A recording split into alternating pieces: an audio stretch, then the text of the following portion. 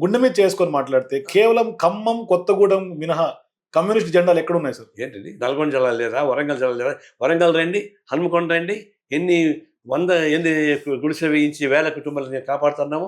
Even today ఎన్నో కానీ జెండాలు ఉండొచ్చు, ప్రజా పోరాటాలు ఎక్కడున్నారా? నో ప్రజా పోరాటాలు లేకుండా గుడిసెలు ఉంటాయా?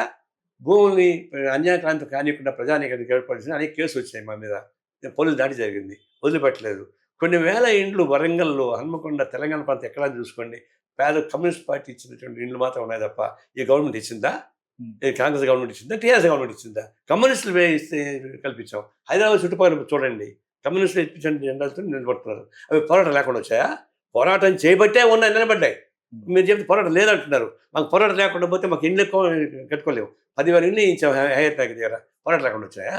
అంటే రాష్ట్రం మొత్తం ఎక్కడ తీసుకోండి, కమ్యూనిస్టుల వల్ల పేదవాళ్ళకి ఇండ్లు వచ్చాయి తప్ప రూలింగ్ పార్టీ ద్వారా అక్కడ రాలేదు. వస్తే కొన్ని ఇండ్లు కట్టించారు, దానికి కోల్పోరాని పరిష్కారం కాలేదు. అట్లాంటివి ఇచ్చారు తప్పితే నికరంగా పేదవాళ్ళకి నికరానికి ఇచ్చింది ఏదైనా కమ్యూనిస్టులు తప్ప ఇంకోటి కాదు. పోరాటాలు జరుగుతున్నాయి.